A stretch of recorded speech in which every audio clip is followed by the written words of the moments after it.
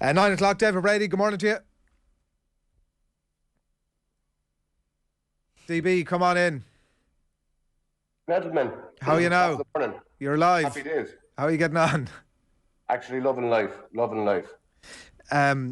Kerry Mayo this weekend, like, we should be hugely excited about this game. It should be, top billing across all the back pages. We should have spent 4 hours previewing it across the week.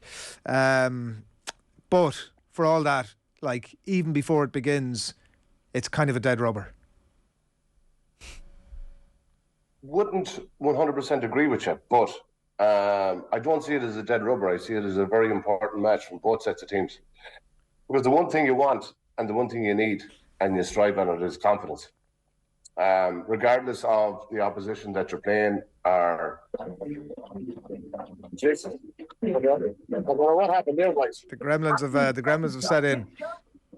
We'll come back to DB there in a second and get his thoughts on that. Kieran Shannon was writing about it in the Examiner during the week, saying it's a diminished affair, and like I being a little bit provocative there, obviously, in terms of my comments, David. That word jeopardy that Kieran Shannon, I think, used in that piece. Like, I agree with you there. There is no jeopardy, but I still think it's there's only 10 weeks till the All-Ireland final. If either of these teams aren't performing now, then you're in trouble. DB, you're back. You got an episode of Ben and Holly there at full blast, boys. Get enough of that at home. Go on, the jeopardy we're talking about here about this game. Yeah, and it is, like, especially from a Mayo perspective. And it's very rare, and look, there's been probably times when the Super 8s were there that you lose 2 games in a row. But from a Mayo team on such a high, coming off a National League win, National League champions, losing the following week to Roscommon, you're searching for the last 6 weeks to just reset and get your confidence back and maybe put all that to one side. Now again, you have Saturday, 3 o'clock, your confidence could be taking another dent. And I think it's very, very, very important that the way that Mayo go out and actually try and control this game. If you remember back to the start of the last time these sides met in Killarney, it was 2019. There must have been 25 shoulders thrown before the ball was even thrown up. I remember distinctly going, wow, we're in for a serious game here now. But it ended up that, that quarter-final was a 10-point defeat for Mayo. I think the tempo and the way they control the game is vital. And take some lessons from the teams that have tried to, I suppose, control the tempo, and especially the Roscommon. Control the tempo. They had the ball, they didn't rush, they didn't panic, and they kept control. I think that's what Mayo need to do, is just kind of be in this game and control it and be there towards the last 15. That jeopardy is the thing, David, that I'm wondering. Like, Mayo could technically, I was thinking about this last night, Mayo could technically lose 3 games in a row and still win the All-Ireland Championship. They lost the Roscommon game. You could lose to Kerry this weekend. You could actually lose to Louth in Castlebar in the second game on that weekend of the 3rd and 4th of June, and then just beat Cork in the last game at a neutral venue, progress by the skin of your teeth to a preliminary quarter-final and progress from there. So I guess it says a lot about the current structure of the championship that can happen. Oh, it does. And I don't know who said it there last Sunday or whatever it was during the day, and the Sunday game it's the group of life. And that's what it is. And it is that it is that thing you're going, when is it really starting? People are saying the championship is starting proper. For a few teams, yes, it's do or die. It's if they don't win this game, they could be the ones that, face the 4th spot and exit in the championship. But it just, we're in May. It's over in 2 months' time. That's it. Done and dusted. Will you tease that out for us, DB? Because I think that, like, the context obviously for Mayo here, and I have acknowledged my provocative comment at the top, which I recant and say that, like, it's a hugely important game obviously this week. But Mayo get beaten by Roscommon. I believe they had a couple of weeks off. They come back into camp. They've sort of worked the anger out of themselves. I mean, I don't know if that's all positive, that you want to maybe store some of that away to be able to unlock on a crucial point of the season. But just that dynamic of having the 2 weeks off, you're back in for a 4-week block. And as you say, in 10 weeks' time, it's really quickly, we'll know who the All-Ireland champions are. And if Mayo have a run, they'll be playing most of those games. Done and dusted. Yeah, done and dusted. And they'll be playing the vast majority of those weeks. Wouldn't be overly, I wouldn't read too much into an 8-point defeat or thereabouts from a challenge game last Friday night against Kildare. Tomorrow is very important from a Mayo perspective, and it's important from the Kerry perspective as well. They want to continue their momentum, their positivity. What was it, 5-14 to 15 points versus Clare? Very good clinical performance, goal hungry. And there's a few scenarios and situations that Kevin McStay will, as manager, probably need to hang his coat on now over the next few weeks. Because if you start changing, certain key structures in your team halfway through, he needs to have confidence in, say, the likes of, for me, Conor Loftus. Will Conor remain from a centre-back perspective? Because if more questions are asked of Conor now on Saturday, and it doesn't work as a sweeper, and a lot of the sweeper systems, or a lot of sweepers are let down by guys who are supposed to be there to be covering them and are handing over. It's hard to get right, but I think Mayo need to get that right. They need to get their half-back scenario and a half-forward scenario right. That's crucial. What are Mayo are not quite full disciples of this awful lateral stuff that teams knock the ball around for 5-10 minutes or more, and without really going anywhere, they're held back, obviously, by the defensive D. What Mayo don't mind getting it in that bit quicker at times. Have we seen the personality or the style of what we expect from this Kevin McStay Mayo to unfold over the coming months, or will there be more tweaks, do you think, to come? I think there will be more tweaks, Adrian. I think you're kind of saying we haven't seen this lateral or over and back. And if you look at, I thought the Ulster final the last day was absolutely brilliant. In every aspect of modern day football, of entertainment, of drama, of tenacity, resilience, bite. I thought it had everything. But it was very much focused on keeping the ball, not giving away the ball silly, not giving it away cheaply. And Mayo against Roscommon were guilty of that in certain times, and bringing it into the traffic and bringing in around the D and looking to offload that one or two passes when your D was absolutely chaotic. It should have been out, recycled, and width. At times we don't have enough width on it from a Mayo perspective. It does get a little bit punched. And again, when you have Aidan O'Shea there, and Aidan is playing extremely well from a full forward, from a target man perspective. Kerry found it hard enough to handle him in the National League. I think it'll be another go-to area for Mayo, but we need to keep width. We need to have our half-back and our half-forwards more dominant. If our half-back line or half-forward line are not being more dominant than what they are, Mayo will struggle. But it's going back to your team, your tweaks, what will have Gunny Buckley, Stephen Watford and those over the last 5 weeks, Kevin McStay, Liam McHale, brought to the floor. You mentioned the league game there between the two, David, and so that was the 2-14 to 110 point win for Mayo. That game was over by half time. Let's be fair, 2-8 to 3 points at half time late. Ryan O'Donoghue and James Carr getting the goals for Mayo in that first half. Funny, we're talking this morning rugby and whether Leinster will hold on to the pain of the La Rochelle game last year when they're heading into the Champions Cup final tomorrow. A couple of the Kerry lads referenced that league game against Mayo after the win over Clare, and said that they're not lacking for motivation, that they remember that league game. Will that have any bearing whatsoever on how the teams, I guess, fare at the weekend? The only bearing on it will be that we're not going to see that kind of performance or lackluster kind of setup from a Kerry team, because they were on the back of winning on Ireland. They were still only getting back into the stride from holidays and everything else.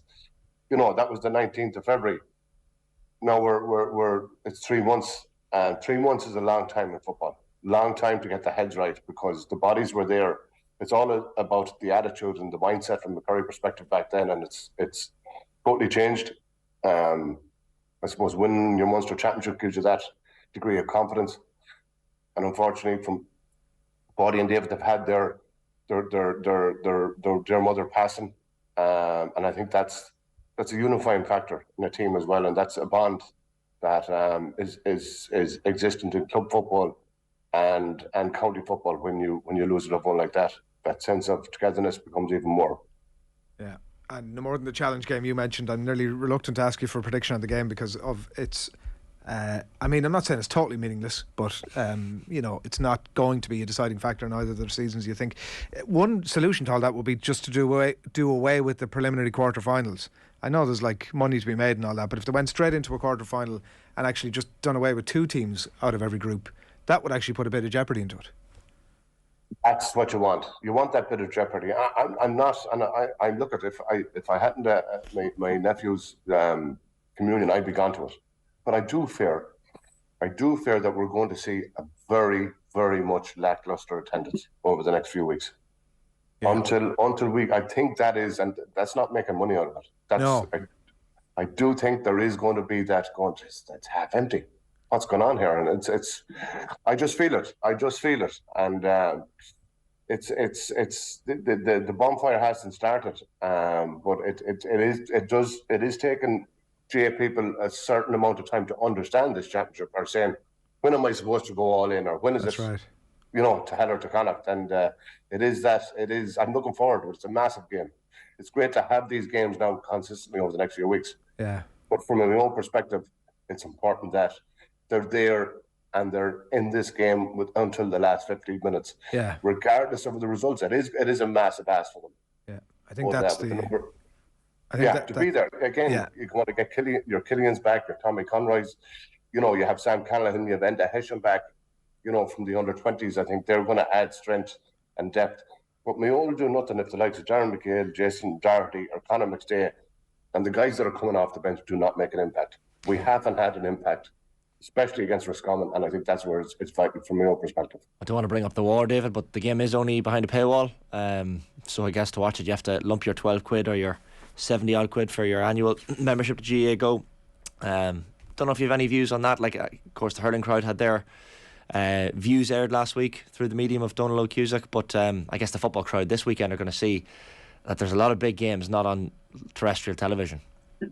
And you know what? A lot of people don't realise it until you're there a half an hour, 40 minutes, or you're going, what channel is this on now? Or, and that's the one. You mean the channel? And I only realised when it was last weekend that my brother said, "Oh, we'll have the game." He's paid a subscription to GAA GO. It's. I don't think it's right, and I've always said it. We're a national sport, and we should be keeping it on the island, and we should be doing everything to promote it within the island. It's not about. GAA GO serves a great purpose for people living outside the country, but I think to charge, it's like everything else. There's so many subscriptions, whether it's your Netflix or your Sky or your, it becomes a constant. It's your biggest bill is your multimedia, by your mortgage journey now. Now I know electricity prices have gone up, but we're in a cost of living crisis and we're asking people to pay more. Yeah. These are our games. We own them. We're the ones that are developing them. We're like the people that are putting massive amount of free time, volunteering left, right, and centre. I think we should be celebrating rather than playing a game of hide and go seek. Galway Tyrone, Pearse Stadium tomorrow evening, 5:15. I'm going to use the word cutthroat here after taking the legs from under the group system, and now I'm going to use the word cutthroat about Group 2. Galway Tyrone, Armagh, the big dog in it, and obviously Westmeath are there as well. Paul Conroy back for Tyrone, back for Galway. When you look at Tyrone though, David, their best results came in the last 3 rounds of the league when they had to claw their way to wins over Kerry, Monaghan and Armagh. Some good scalps. Obviously the Monaghan loss in Omagh set them back a bit. Does that league run suggest there is a kick yet in this Tyrone team? Maybe they're flattering to deceive. I thought we were going to. You know what? Because they've been on a serious downward spiral. Serious lack of performance, lack of everything. And I think cohesion as well from a team perspective and the number of the players leaving the panel and I think they were fighting for their lives, but I don't know will we see that the same way in championship. It's a brilliant group. Armagh, Tyrone. It's the one thing, and I think the Tailteann Cup. I'd like to see that experience and that kind of going. You know what? Going home. It's a championship game for Westmeath every time they play. But I honestly do think they could be the ones that will to spoil the party and say, well, we're going to be in the 3 out of the 4. I think Westmeath and Desi, they haven't had the most consistent performance, but I think they could, and it'll be interesting. But I don't think that Tyrone will be a dominant force. Are you saying that Westmeath could beat Tyrone? Yeah, or Armagh. You're speaking my lingo here, obviously. This is look at the, and it has to. And I do remember, and I'm going, you know what, that'll do Westmeath the world of good. That's what I thought was positive about the Tailteann Cup. It was a national final to a degree, and they won silverware. They got their holiday. That brings cohesion, and that brings kind of unity in a team. I think they could very well against how will Armagh fare now after a very, very disappointing defeat on penalties against Derry the last day. You don't know. Westmeath would relish, a game against Galway. Galway might have 2 games won and they're home and hosed and play Westmeath. Then it's something like that I could see a surprise being in that group. Westmeath, of course, as you said, the Tailteann Cup champions. The Tailteann Cup being the Grand National for also Rans, according to Donald Cusack. I don't know what you made of those particular comments, David. It seems to have riled some people up the wrong way. Certainly, we had Colin O'Rourke on the show earlier this week, and from a Meath perspective, he said they're taking the Tailteann Cup very seriously. So, certainly comments that were interesting. Yeah, I think Colin took the National League serious as well. It'd be very important not to be disrespectful, and I think it was totally disrespectful because it nearly diminishes. I think there was a very positive sense of excitement or something new last year for the Tailteann Cup. It was well promoted, well focused on. It got good airtime. You gave it good airtime. Everyone gave it good airtime. Because it is, as it gets to the concluding stage, it really becomes vitally important to these teams. Because we're not all sitting on the king's throne thinking we're royalty and we're hierarchy. There is only one winner ever in the championship, but there's others that are capable of having a good year or getting something out of their strife, and the effort that these Tailteann Cup teams are putting in is as much as the teams that are in the groups of 4. I think it is awful important that the GAA continue to focus on promoting it and highlighting it, and I'd like to see Westmeath doing well on the back of last year's performance, but totally disrespectful. And I would never look down my nose on anyone, regardless of ability, our stature, or glamour. And I think it's a very important part of the GM. We're only getting to learn about it, but we shouldn't be knocking it in any way or be disrespectful to the teams participating in it. I wonder, does Don Logue regret his language choice, whatever, about his overall? Probably does. He probably does. Yeah, I'd say if you asked him this week, oh, Jesus, could have worded that slightly better. Yeah. Sometimes you try to be funny, and when you're not funny and you have no personality, it's better off just to be straight. And it's driven the agenda for the week as well. I'll leave that comment there. Bitter Red, with Claire Donegal, of course, as well tomorrow at 2:00. Bitter Red says, "Get up, David Brady, Sham. Boys, he was some footballer," and that is probably a good note to leave it on. DB. Sorry about the Ben and Holly there, boy. Jesus, my heart nearly went crosswise. You and me both. I don't know what happened. Enjoy GAA Go and the communion, of course, over the weekend. Good man. See you, boys. God bless. Thanks, David. Loads of comments coming in there on that as well.